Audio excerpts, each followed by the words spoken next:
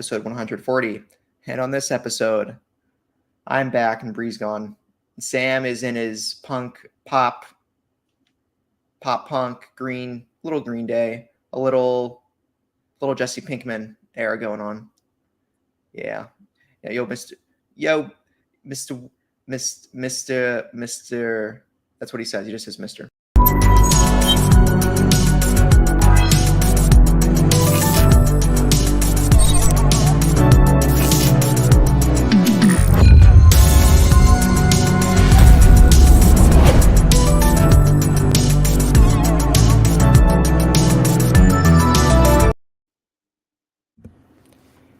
Hey, you're listening to No Limits, episode 140.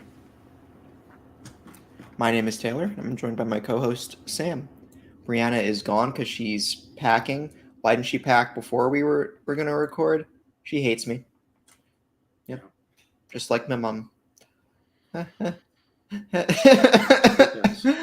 you can find the video version of this pod over on youtube.com/SaveTheGameMedia every Tuesday.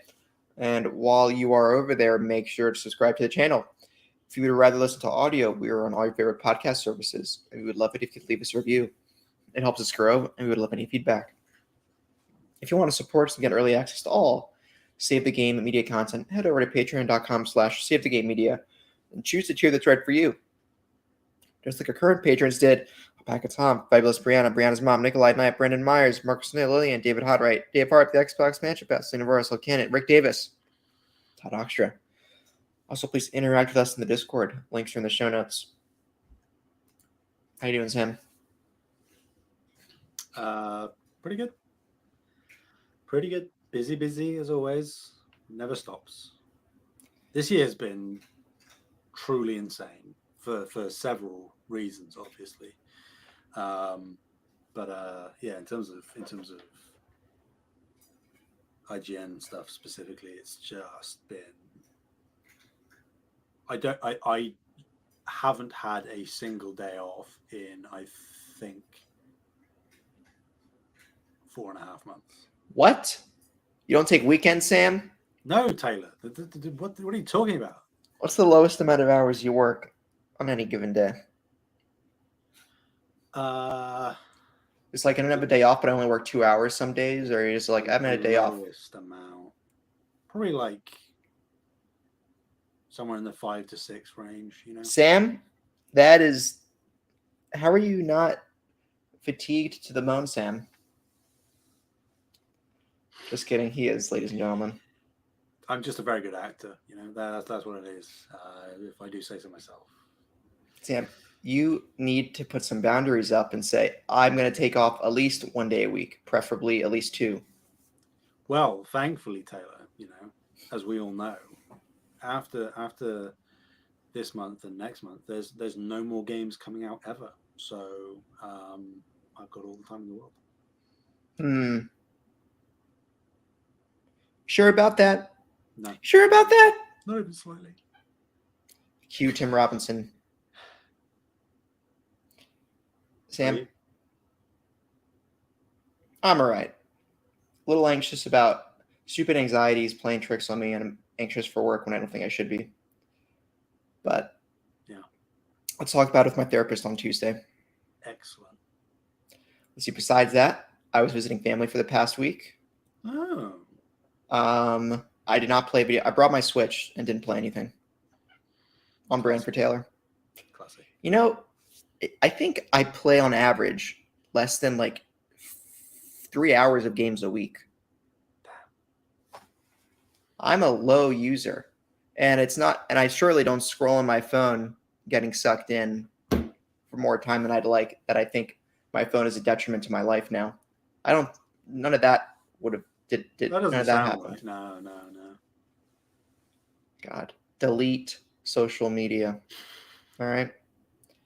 Then I wouldn't have met a couple of taps. Then I wouldn't have met you. I keep going on the front page of Reddit and scrolling, and it's horrible. So stop. I'm trying. Maybe if I fail, I'll give myself some boiled egg whites. That sounds good. No, I'll boil some grilled cheese, and that'll be my punishment. That's it. That sounds. You have to have some mushy bread and curded cheese, no crisp. Just Oh, gross. Yeah, worst thing. love it. Brits. That's a normal meal in Britain. That is, yeah. Only on special occasions, though. Right. When we've been especially good. Yep. Otherwise, it's gruel. Oh yeah, when you're having a pint at the pub after a hard day's. What part of Britain is this from? Oh, having a pint at the pub after a hard day's work. You got to get with a lot of them, and have a pint at the pub. Yeah, see, I'm trying to source that, but I just don't think that part of England exists, to be honest. All right. Anyway, how are you doing, Sam? You've already asked me that, but Sam, I know. I was just. Oh, so much has changed over this week, Sam.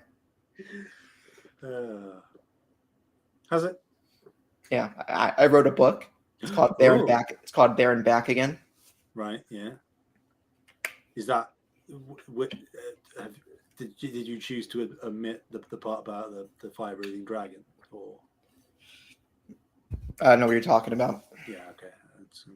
I get it. Yep. That's cool. I look forward to reading it sometime. Do you hear that? I do. Yeah. Toph, stop. Be normal. Scott's just messing around. It's okay. Scott, yeah, he's under my bed and he has a knife and he's just staring at me. Totally. So, if I reach for my phone, he gets up. So, yeah. If I start dialing 911, he will be right there. Yeah. Classic Scott. Classic Scott. I'm okay, listeners. Scott is just a figment of my imagination. Mm-hmm. Or is he? We're actively feeding into, yeah. Or is he?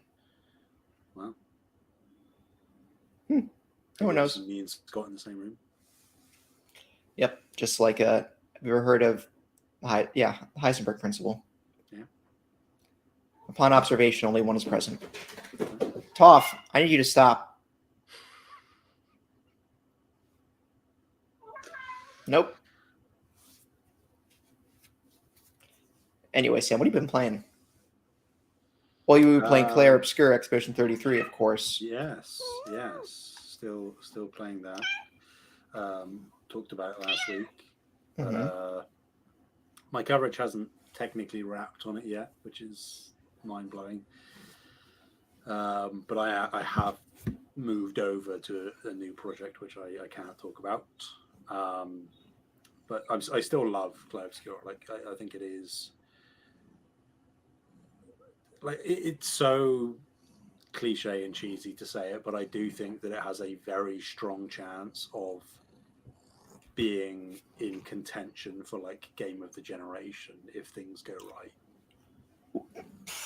Like, obviously Elden Ring exists, and I think that Elden Ring probably will take that prize when all is said and done.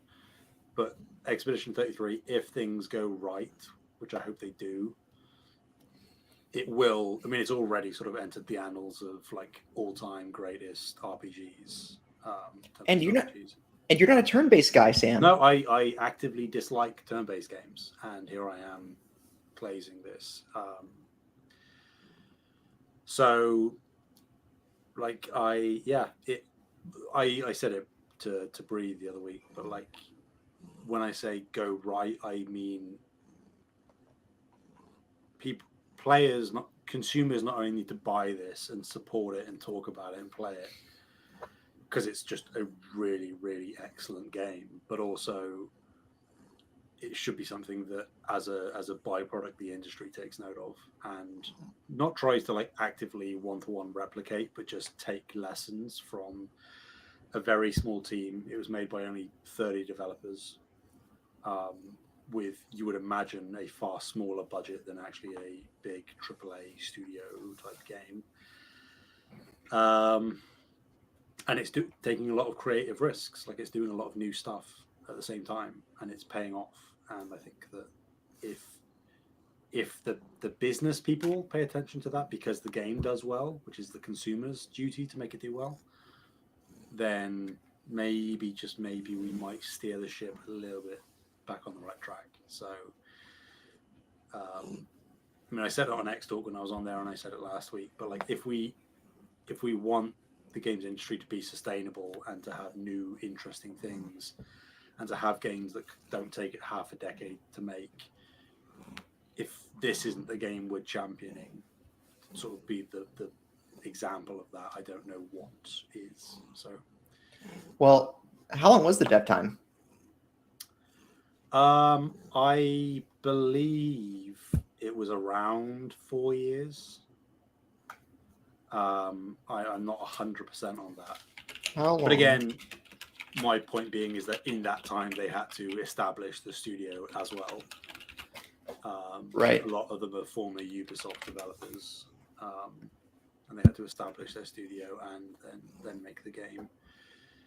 So if you have pre-established teams of much larger size and scale, if you find a way to kind of replicate that structure and delineate and have multiple teams within a studio that are working on different projects concurrently, like, I can only imagine the sort of fruits that they would reap as a business, but also we would reap as consumers. So, but a whole lot of dominoes have to line up for that to happen, Taylor, and I'm not confident, but I'm really, really hopeful. All right. Well, Sam, but it's only $50.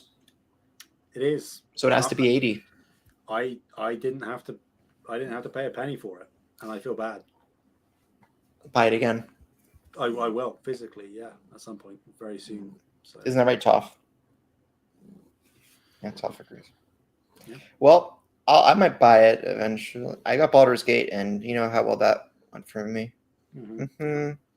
But hearing your endorsement, Sam, now that raises their eyebrow. Yeah, and I think people have discussed this as well, but it's like, not only is the game great, but it's probably the best like opening hour to a game I've seen in several years, if not ever. Like, the way that they've structured the game at the very start to hook you both narratively and mechanically is just like, it's top tier stuff. It's great. Well, I guess one interesting thing about it, Claire Obscure too, is even though it was only 30-ish people, you had to get the money from somewhere to get the marketing rounds going, because we heard about this game far before it came out. Well, we didn't, though. I feel like we did. It was first revealed at the Xbox showcase last year. Well, they got it. So yeah, they got to reveal the Xbox showcase. You need some serious cachet to get on a show like that. I mean, not necessarily. You know, if they're a startup team and they're looking for support, it could have been Xbox that reached out to them. All right, it's true. You know, it's on Game Pass, so they made a deal there. And if they made a deal for Game Pass, it only makes sense that Xbox would subsequently market it. So, all right. I don't know how much money, to be fair, Microsoft funneled in to actually fund development. I don't know. They might not have at all, but I imagine they're involved in some capacity. But yeah, I don't know where they got everything in the years prior to that. I don't know if Microsoft were involved before then. I'm not sure, but people need to be supporting it on all sides of the industry. So, all right, you got me. And you played on PS5? Sorry, I did. Yes. Performance good. Yep.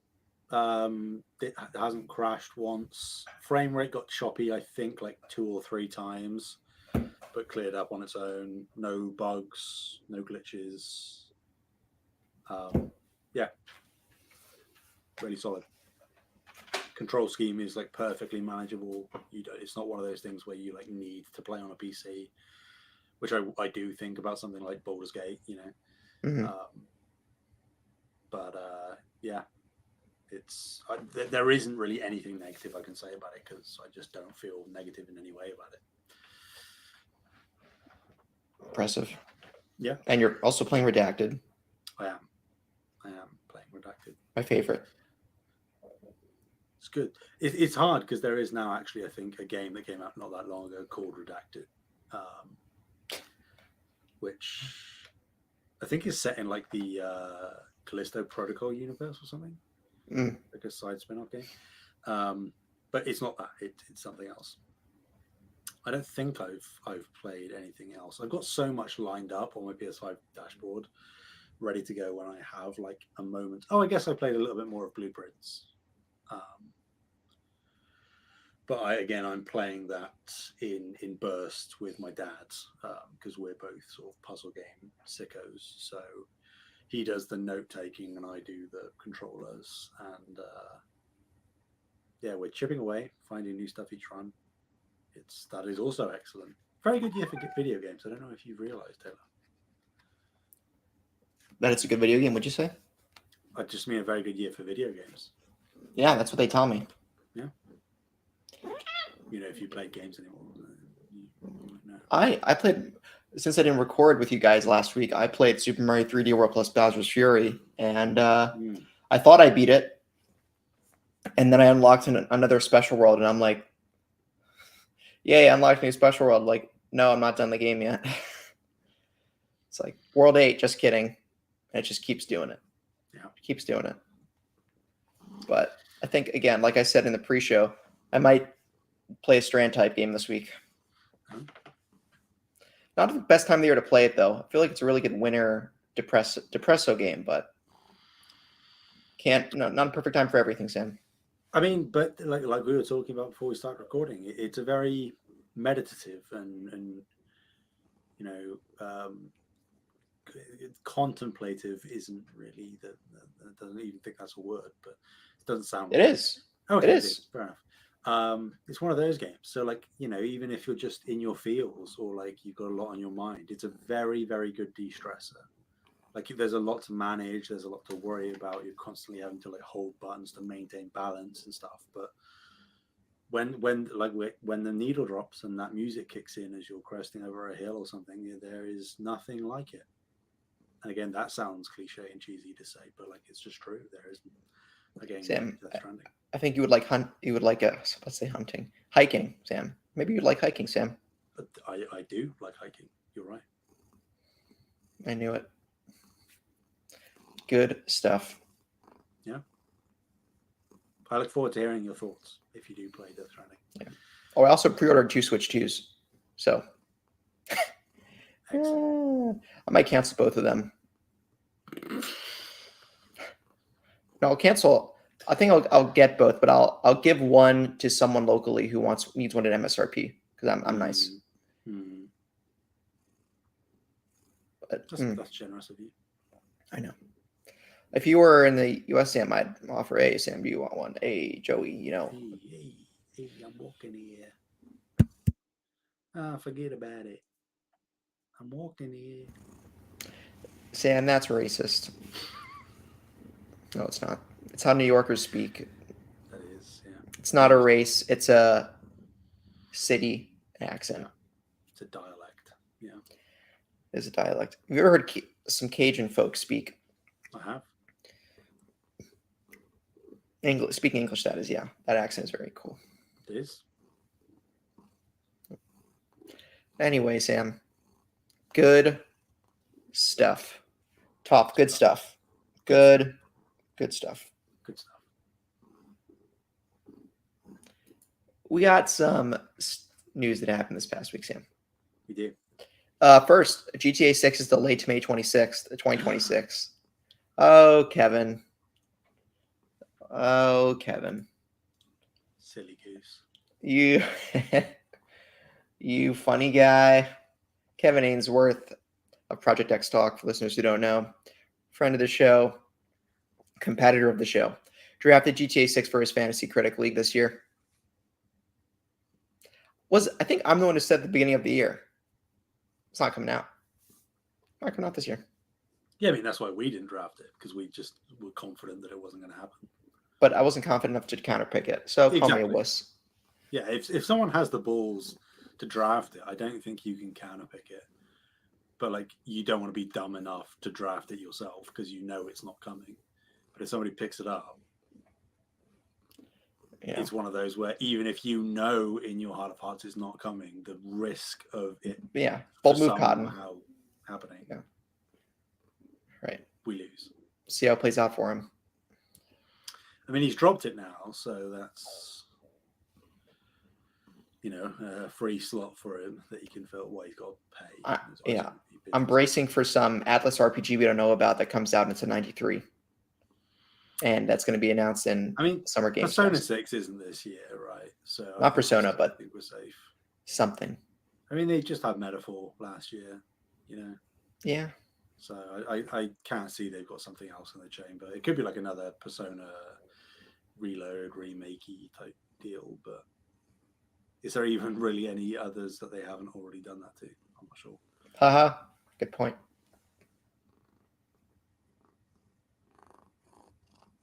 We just got to be clever, Taylor. We just got to, you know, chip in and bid early. And True. We've got to take risks, preempt stuff. That's what our plan is. Yep. Fair point. Well, next, Sam, I know we're not a PlayStation podcast, but I think we need to talk about this, Sam. What its implications mean for us? Well, I mean, before we go to it, though, I will say this does mean the GTA 6 delay does mean we're probably going to be getting a whole lot of fall and winter dates now for games. I don't know. So, well, I mean, why don't you know? Hold on. Sidebar. Okay. I was on the show last week to talk about it. Okay. Sony, what the hell is wrong with you announcing the OT release date in a tweet? Blog post? You couldn't do it in a show? You couldn't make it a little more fabulous? You just had to say, it's coming out in the fall. Well, so the thought process we had was, you know, it's most likely that if anybody does get the marketing rights for GTA 6, it would be PlayStation. So we were like, have they become privy to information about GTA 6 coming like late October, early November?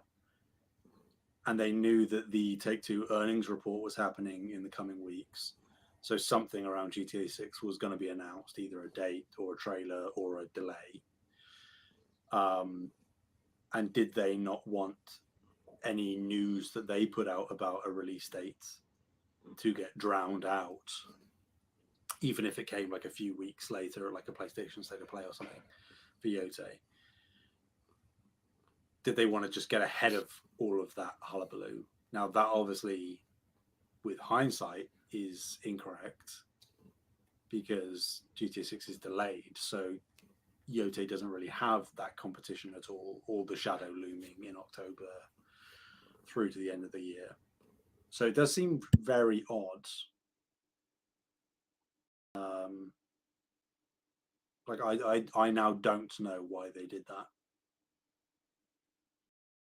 Because they had the Borderlands State of Play, which we'll talk a little bit about in a bit, but that wouldn't negate you from saving the reveal. I guess if you want to be real hopium, Taylor, like real hopium, you could maybe say that Yote is kind of like a known quantity for them in terms of Tsushima is beloved, and most people who are bought in are already bought in regardless of when or where you show. Exactly, me too. So they think it's fine, we'll put out the trailer just randomly, the release date, all the details and stuff, all the additions you can get, because it will get the impressions and the engagement regardless, which it did, to be fair. You know, it still got picked up and trending and stuff. Maybe they're doing that to get before the Borderlands 4 State of Play, which in turn is before either something at the end of this month, whether it's a state of play or a showcase, or something in early June for Summer Games Fest, where they have something else to announce that is also this year. And they don't want two conflating release date announcements for something. Because we talked about the rumors of a God of War spin-off happening this year, which Jeff Grubb seems pretty confident on, and he's got a very, very, very solid track record. So maybe that's something where they want that to be the talk of the Summer Games Fest season, and that can be the big bombshell reveal coming out in 3-4 months or whatever. And then you've got Yote in October, and Yote had a little bit of time, even if it was a bit weird of an announcement, like it still got the attention. Maybe. I don't know. Fair point. Let's put it this way: if a first party announcement of any size doesn't happen over the next like month and a half, when we're on the other side of the Summer Games Fest season, then I think that the way that they did the Yote announcement was a mistake. But if they have something that they didn't want to counter program against their own stuff, I can understand that. Because me and Bree said, like, the next time we'll see Yote, you would assume is going to be like a gameplay deep dive of some kinds. Whether that's like an extended gameplay thing at Summer Games Fest, or if there is a showcase, maybe it gets a dedicated, 5-10 minutes or something. I don't know. Sony they're just doing what they want nowadays, and I guess they have the bandwidth to do it, because what competition do they have, really? Wow. Nintendo, Sam. Yeah. Okay. Speaking of that non-existent competition, Taylor, Xbox has raised the price of their hardware and, starting this holiday, their games. So, beginning on May 1st, so it's in effect now. It was essentially effective immediately at the time of the announcement. So I'm sorry if you were looking to jump on this before it kicked into effect, because you can't. Beginning on May 1st, these are the new prices. So a Series S 512 gig will now cost $380, which was originally $300. A Series S 1 terabyte will cost $430, which was originally $350. A digital Series X will cost $550, originally $450. A disk drive Series X will cost $600, originally $500. Xbox Series X 2 terabyte Galaxy Edition will cost $730, up from $530. And then in terms of controllers, the limited edition Xbox wireless controllers will now cost $90, which were originally $80. The Elite controller 2 Core will cost $150, up from $140. The Elite Wireless Controller Series 2 Full will cost $200, up from $180. And the Xbox Wireless headset will cost $120, up from $110. And they said that from this holiday, at least some of their first-party titles will retail at $80, which means Call of Duty, obviously. That's obviously what this specifically is referring to. I can't see Outer Worlds 2 shipping at $80. I don't think any other big first-party titles they have are for this year. Oh, well, Doom is before holiday, so never mind. Yeah, and that, the price, anything that has pricing already announced won't change. They clarified that, so that means Doom. But beyond that, it's fair game. Now, that doesn't mean everything is going to cost $80 in terms of the games. They said that they will price scale. So like the next Double Fine thing, let's say, could come out, and that could be 50. And that might be this year, actually, thinking about it. Double Fine have been quiet since Psychonauts 2 in 2021, so 4 years. So they could show, reveal something at the showcase and come out later this year, especially now that GTA's gone. But again, that wouldn't be 80. I mean, if it'd be suicidal if it was 80. Good luck, God bless. But yeah, like Call of Duty clearly is going to be $80 this year. What do you think of the pricing, Taylor? Boo! Boo! Who would have guessed? Who would have guessed? Even after Nintendo did it, that Sony would be the last ones to implement price increases for their games. And to be clear, at the time of recording, Sony has not announced any price increases for software or hardware. It is May 4th. Their earnings call is, I believe, on May 13th. Yeah. So the expectation is May 14th would be a Wednesday. The expectation is the day or two after they would announce reciprocal price increases for their hardware and software, right? And Xbox cited as their justification challenging macroeconomic environment and tariffs. For listeners who don't know, President Donald Trump of the U.S. has instituted 125% tariffs against China and many more reciprocal tariffs against nearly all other countries in the world at margins of 10 to 70%, depending on where it is. And so tons of retailers are upping their prices to follow suit. And Nintendo, what makes it worse is Nintendo, regardless of the tariffs, announced Mario Kart World for $80 US dollars as their launch title for Switch 2, which is up from the normative $70 pricing that was established in 2020 by Sony for PlayStation games. And then Nintendo also mimicked for Tears of the Kingdom, Legend of Zelda Tears of the Kingdom. I think Xbox did on 1 or 2 games of their own already.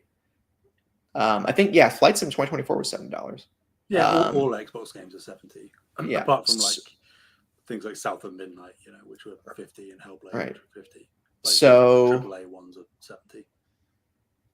Xbox is now done on other hardware and their software. The biggest kicker of the software, I think, is the software going to 80 was the most unexpected for me. That Xbox is going to do it across the board starting this holiday. I thought, I don't know, maybe the naive person in me thought they were going to let Nintendo run with it and see how Nintendo sales were going to be before they jumped on it, but nope. Yeah. So, and the hardware prices, while not unexpected, these are really steep increases. You were paying $500 for a Series X, 1 terabyte disk-based console at launch. Now you're paying $600, right? That's an increase of 20%. Series S going from $350 to $430 for the the original Series S going from $300 to $380, the 512 gig version. You can get a PS5 digital right now for $400 US dollars. Right? If you're listening to this podcast and you haven't already bought a console this generation and you were about to, get the PlayStation before the price goes up. Just do it. Just do it.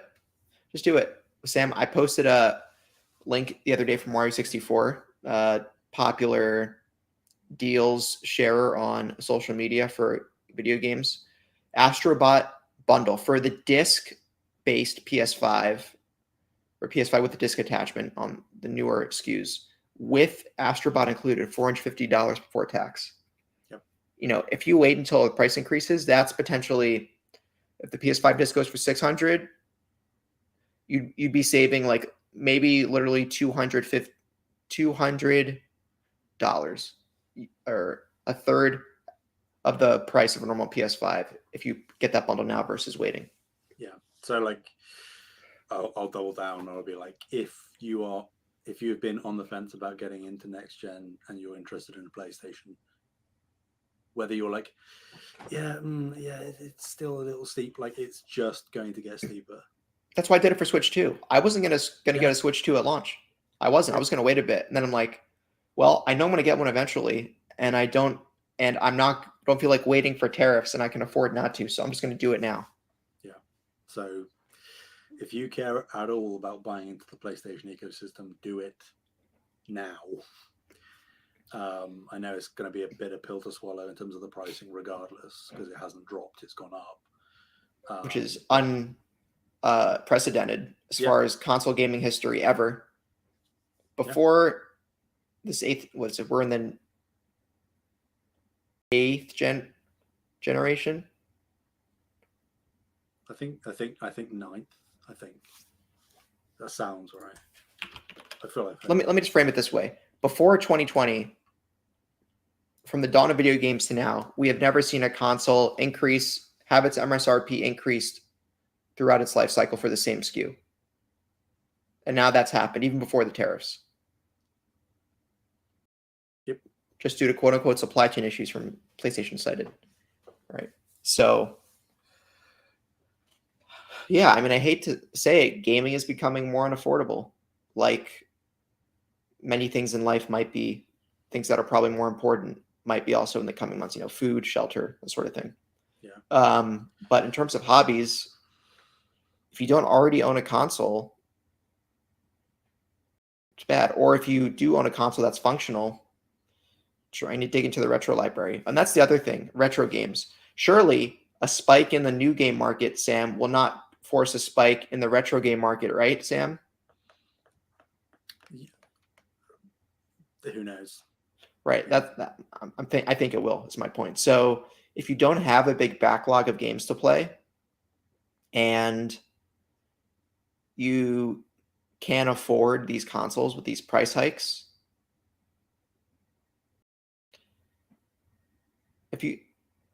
maybe you should just read. I don't know. Like if the entry point to gaming is becoming $2,000. Okay, no, I think that's being a bit too harsh. I'd say if you're trying to get into the video game hobby, these prices are too high for you. Definitely look into getting a PS4 used, an Xbox One used. There's PS3 used, Xbox 360 used, Nintendo. There are ways to enjoy this hobby without being current. Well, and even if you want to be current, as of right now, there are cheap ways to get technically both an Xbox and a PlayStation as a refurbished console at a cheaper price. So you'd be taking it secondhand, but like that is another avenue as well that a lot of people don't know about. That both offer officially by PlayStation teams, customer service and all that, refurbished consoles that are sold at a discount. So those still remain in place if you're looking to be in this generation. I think it's we are expecting that PlayStation will follow suit. They've been given the smoke screen now.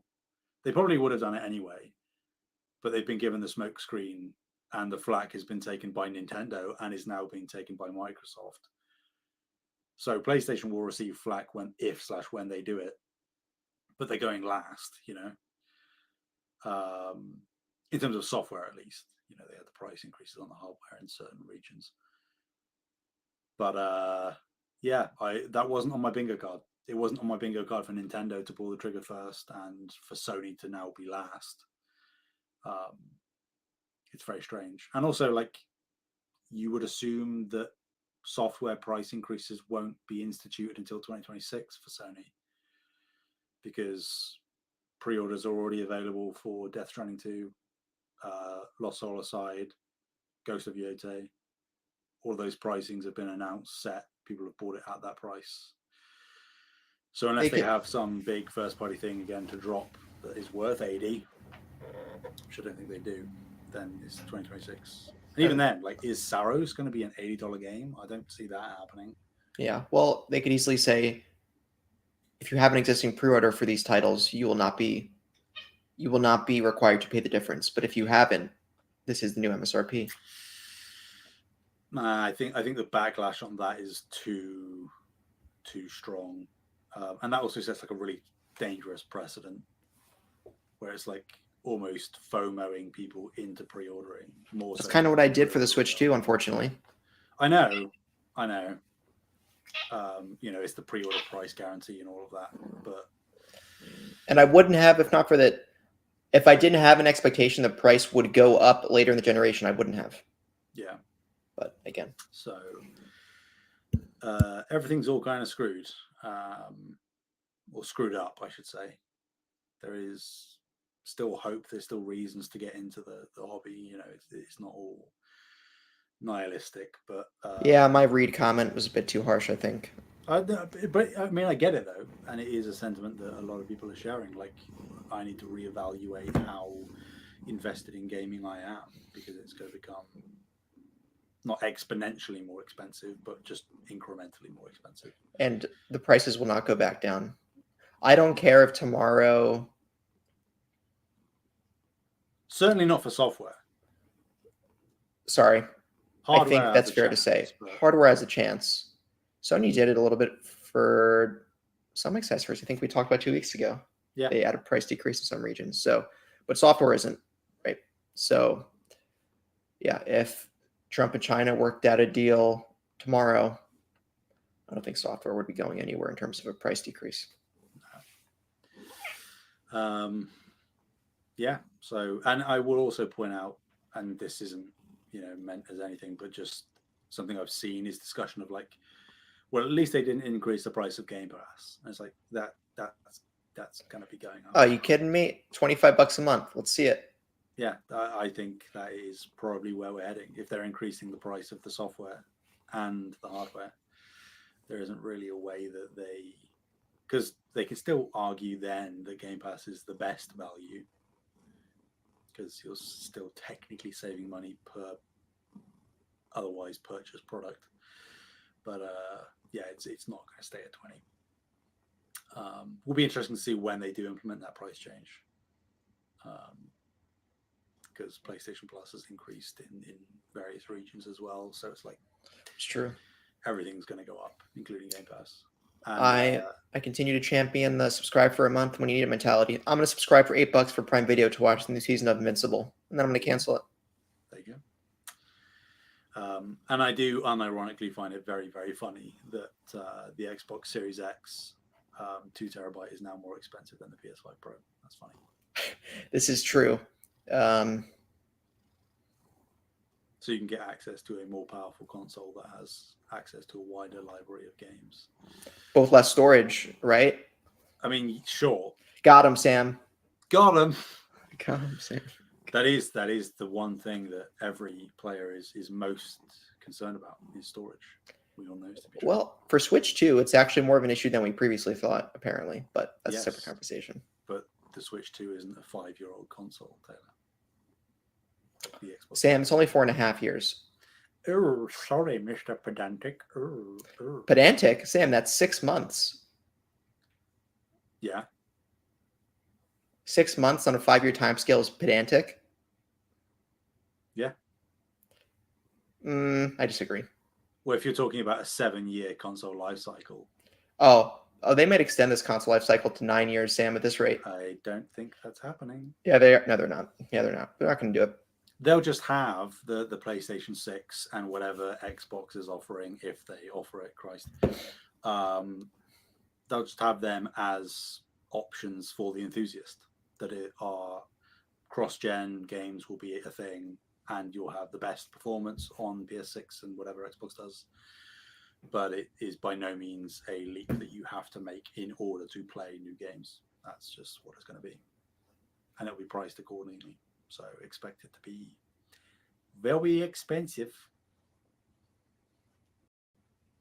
Yeah, whatever. Sam, out here in the flight sim market, guys dropping, if you were to go 0 to, so you had nothing, not even a computer, just your cell phone, to a full-fledged flight sim setup, 1440p.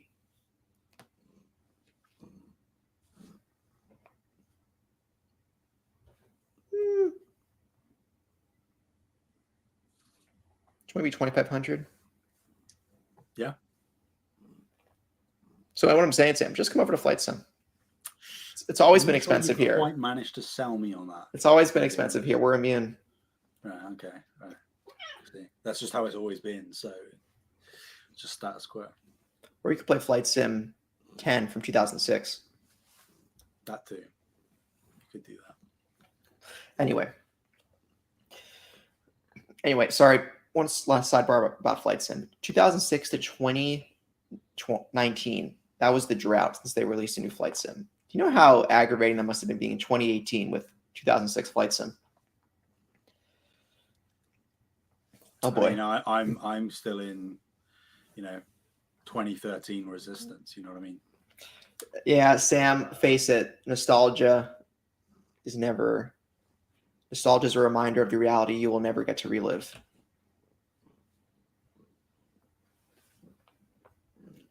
Yep. Back when housing was affordable, Sam.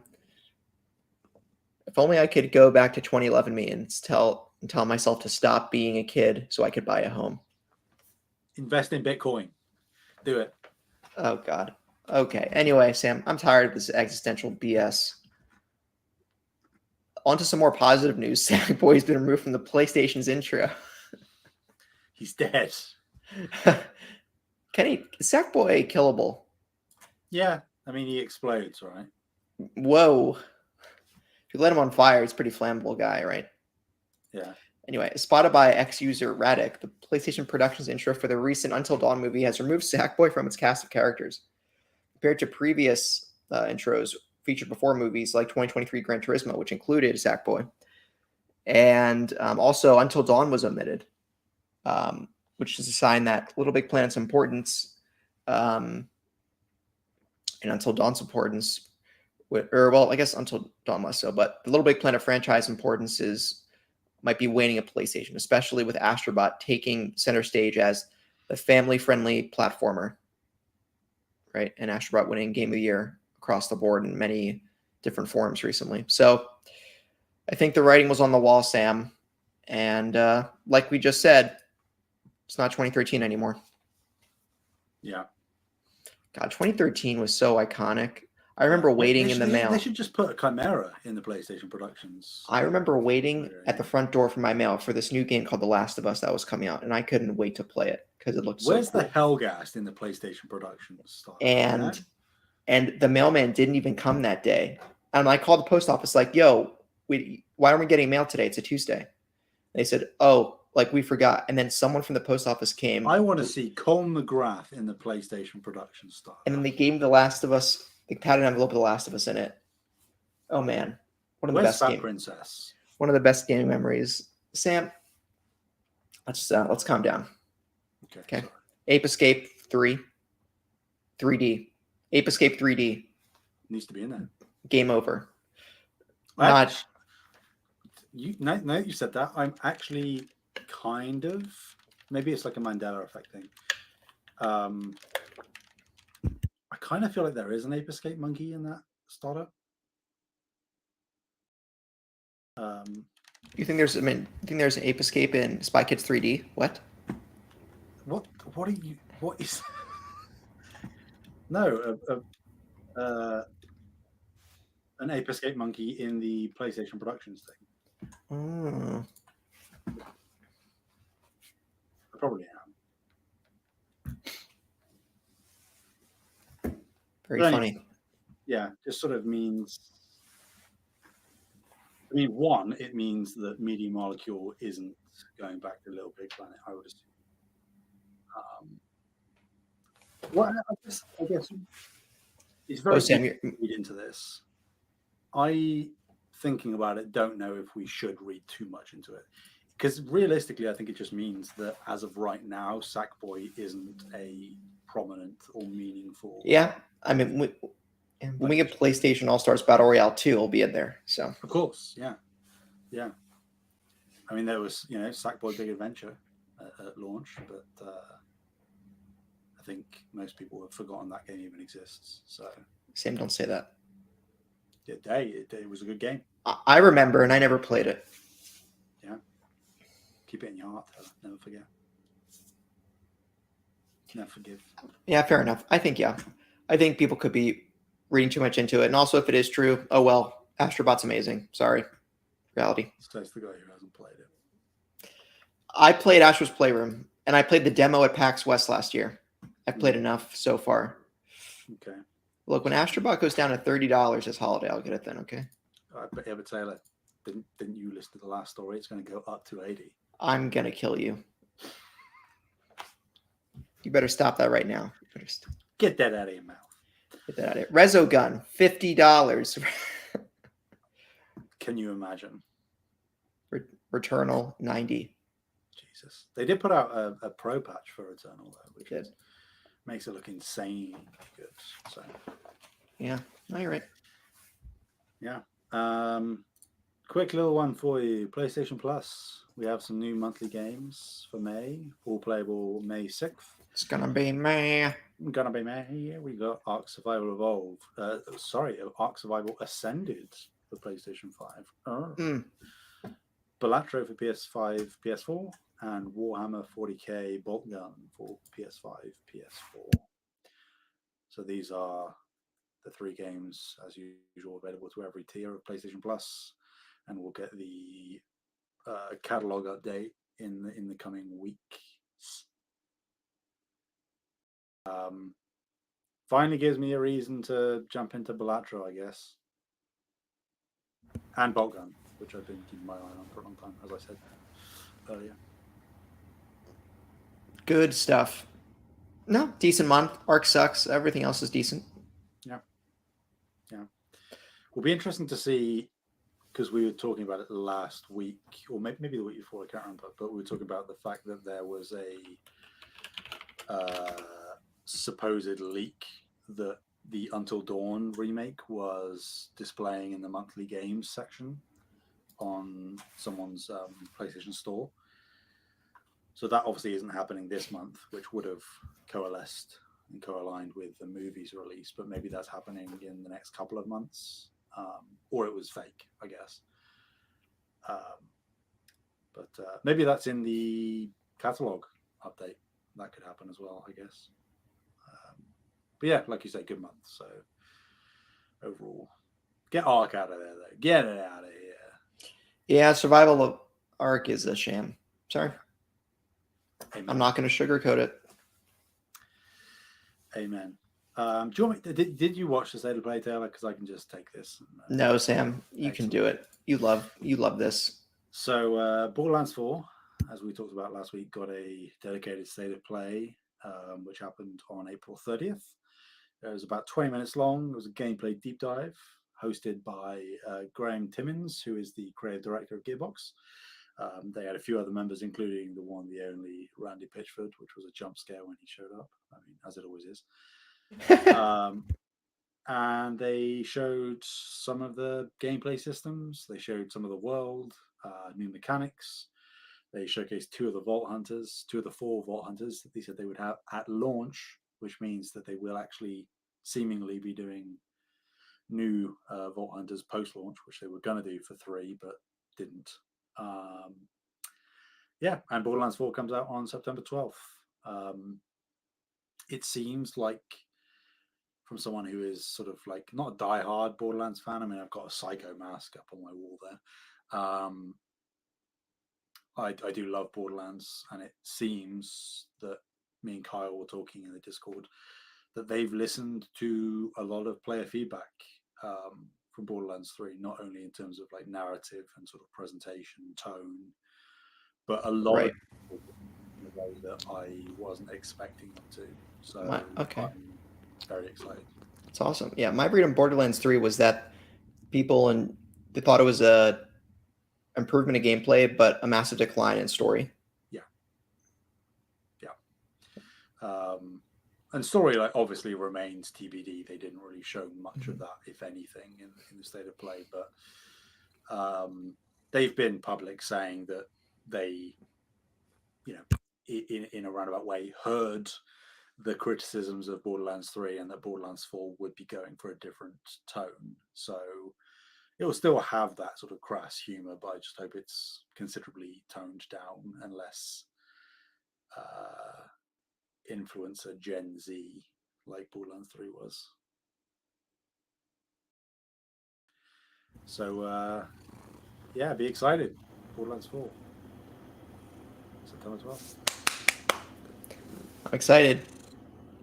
Also is in a way emblematic of potentially a deepening relationship between PlayStation and Take-Two and 2K, right?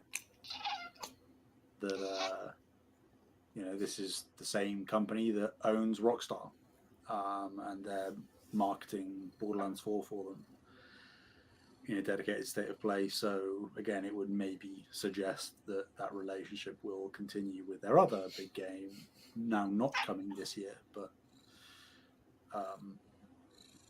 What do you mean, Sam? Madden, not Madden, sorry. NBA 2K 26. that's it. That's the one. 2K, I could do a whole podcast episode about the history and recent decline of NBA 2K. But it was on Mount Rushmore, Sam, around 2016, 2017. It was peak basketball sports game. Mm. Right, I was like 2K15, and then it just went. Sure did. I know all about that. See, biggest NBA 2K fan on the planet here, right? Yeah, yeah. Anyway, Sam. Anyway. Toph, I agree. Well, I think that's all we have for this show. Any last words, Sam? Yeah, I mean, we didn't answer the two questions. Oh wait, you didn't? You We didn't answer left them? those two last week. We left your question out because. Well, I'm not going to answer my own question. So. But we can do Brandon's one. Okay. Do you think Sony is taking a well? If I keep the, yeah, then you'll have to wait for a podcast episode where I'm not here to answer my question. So, Brandon says, do you think Sony is taking a relaxed approach to their release schedule and letting money do the beta? Wait, let Microsoft do the beta work and pushing out multi-platform content? Yeah, so I think he was specifically referring, to Yote just being sort of lackadaisically, very casually announced and revealed. I don't think so. I think if anything, it's Take-Two. The biggest releases this year, I think Microsoft's already laid out of Call of Duty's coming out in the fall, Doom's coming out soon, Outer Worlds 2 is coming out later. Like, when these things are coming out. The biggest linchpin for this year was GTA 6, and that's gone. Yeah. So I don't think Sony is taking necessarily a relaxed approach, but they're taking a cautious approach. Now that GTA 6 is out, that's going to be their main driver for any changes if they were going to make. Yeah, and I think there is certainly an element. Sorry. I think, and Nintendo. Yeah, true. There's certainly an element of Microsoft being, being a third-party publisher now. There is the benefit inherently for Sony by accepting those multi-platform games, old or new, whether it's Indiana Jones and Forza, or whether it's something new like Doom and Outer Worlds. That just automatically fills gaps that Sony might have had to either fill themselves with second or third party deals, or had some kind of announcement to make to keep the fan base or the user base enticed and active in the system. They don't have to do that themselves as much anymore, especially with the diminished presence of Xbox hardware, and with the price increases on Xbox hardware, that just sort of puts the nail in the coffin for them in terms of hardware even more. So they can take a more relaxed approach. I don't know that that's exactly what they're doing. they just aren't conglomerating all of their announcements into big showcases anymore. It seems they're just spreading them out, and by proxy, it means that when we hear about Sony games, they are much closer to release, which I think is a good thing, even if that means we might have to go through periods of quiet, because we knew about things like South of Midnight and State of Decay and Hellblade 2 for several years on the Xbox side, and then it comes out and it doesn't meet expectations because it's been anticipated for that long. Astrobot, 3 months from announcement to release. Yote is going to be just over a year from announcement to release. If the God of War thing is real, that's going to be sub 6 months, you would assume. So they're just spreading. Saros as well. Like, if that is, I guess that we don't know when in 2026 that's coming, but that could be early 2026, which means it's again less than a year since from announcement to release. So we'll see. There's outliers because Wolverine we've known about for 4 years and we don't know when that's coming or what it looks like, unless you looked at the leaks, which I did, of course. So I would expect Sony, especially now with GTA 6 out of the year, to start talking about some stuff soon. Just some. Yeah, I mean, they're not going to blow their entire... Wolverine release date announcement next year, May 4th or 8th. You're taking a swing if you hear. Fair play to you, man. I think we're seeing Wolverine soon, one way or another. Whether we get a release date or not, I don't know. We might get a window. I want to be depressed. And I want to be Logan. Old man Logan. There'll be a costume of Old Man Logan, I'm sure. Oh, yeah. That sounded a bit too sexual for my liking. What? No, it's not. Okay, if you say so. It's not, man. All right. Not there's anything wrong with that. I never said there was. Okay.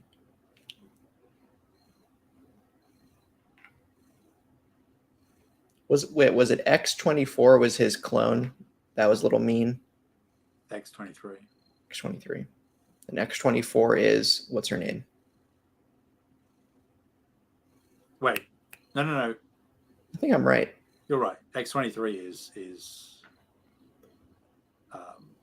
Laura. Yeah.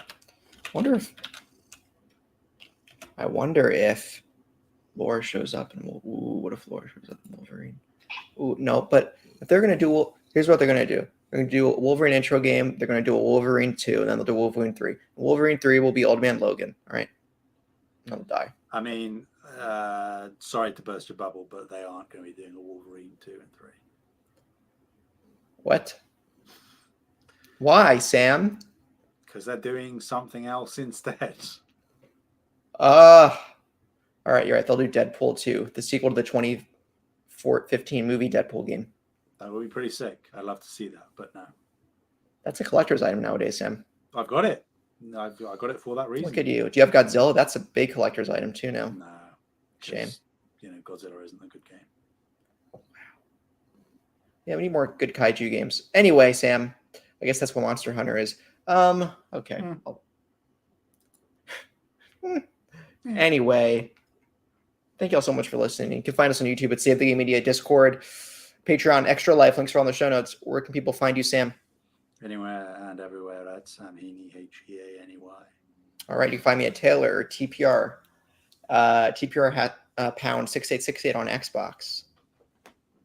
Yep. Till next time. Bye-bye.